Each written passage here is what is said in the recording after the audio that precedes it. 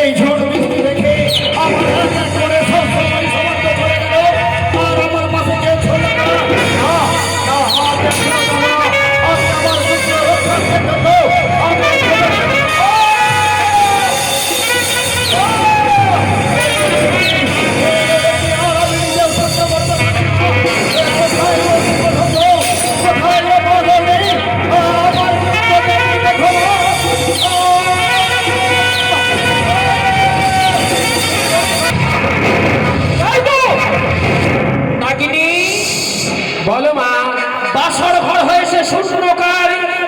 যাও তুমি নির্ভয়ে তুমি রক্ষায় দর্শন করে এসো। তাই হবে বাবু, আসি।